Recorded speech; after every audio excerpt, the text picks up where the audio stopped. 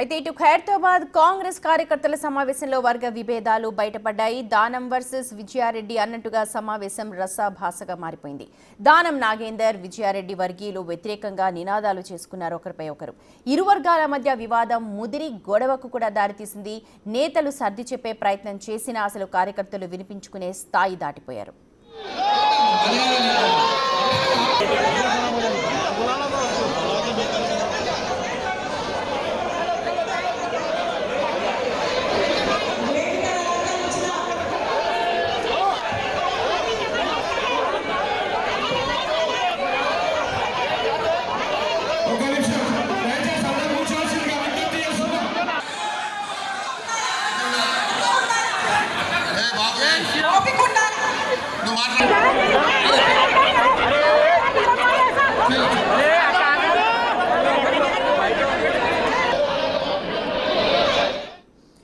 మా ప్రతినిధి హేమ ఉన్నారు అప్డేట్స్ అందించడానికి. హేమ, ఓవైపు పార్టీ కార్యక్రమాలు చేపడుతున్న నటరాజన్ కానీ పార్టీ బలోపేతానికి కృషి చేస్తున్నారు, నాయకులందరూ కూడా ముందుకు తీసుకెళ్దామంటున్నారు. కానీ ఖైరతాబాద్లో దీనికి విభిన్న సిచ్యువేషన్ కనిపిస్తోంది. ఒకసారి చెప్పండి డీటెయిల్స్.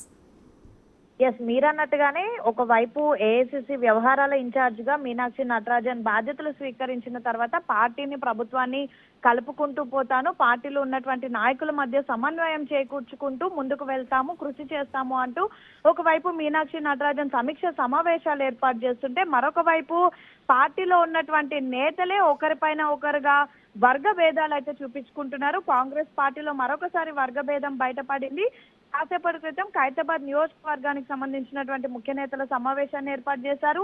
ఈ సమావేశంలో భాగంగా ఖైరతాబాద్ నియోజకవర్గానికి సంబంధించినటువంటి ముఖ్య నేతలతో పాటు పెద్ద ఎత్తున కార్యకర్తలు కూడా రావడం జరిగింది. అయితే ఒక్కసారిగా అక్కడ వర్గ విభేదం బయటపడింది. ఒకవైపు దానం నాగేందర్ కి సంబంధించినటువంటి కార్యకర్తలు, మరొక వైపు విజయారెడ్డికి సంబంధించినటువంటి ఎవరైతే అనుచరులు ఉంటారో వాళ్ళు ఒకరిపైన ఒకరు మొదటిగా దురుసుగా మాట్లాడుకున్నారు, ఒకరిపైన ఒకరు అనుచిత వ్యాఖ్యలు చేసుకున్నారు. అనంతరం నేరుగా ఒకరిపైన ఒకరు దాడి చేసుకున్నటువంటి పరిస్థితి కూడా మనం విజువల్స్ లో చూస్తున్నాం. ప్రధానంగా రీసెంట్ డేస్ లో చూసుకుంటే ఎవరైతే ఆల్రెడీ కాంగ్రెస్ పార్టీలో ఉన్నటువంటి వాళ్ళు కాకుండా పక్క పార్టీ నుంచి గెలిచి వచ్చినటువంటి వాళ్ళు, అంటే రాష్ట్రంలో కాంగ్రెస్ అధికారంలోకి వచ్చిన తర్వాత బీఆర్ఎస్ పార్టీలో గెలిచి కొంతమంది ఎమ్మెల్యేలు కాంగ్రెస్ పార్టీలో చేరారు.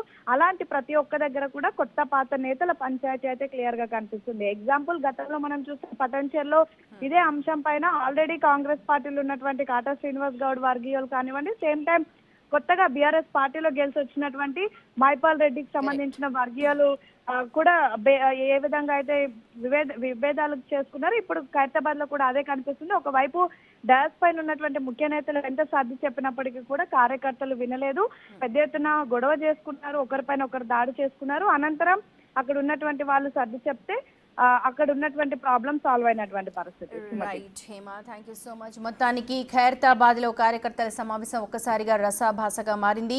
అక్కడ నాయకులు సర్ది చెప్పే ప్రయత్నం చేసిన కార్యకర్తలు కాస్త శాంతించలేదు, కానీ తర్వాత ఆ వివాదం సద్దుమణిగినట్టుగా మనకు సమాచారం అందుతోంది.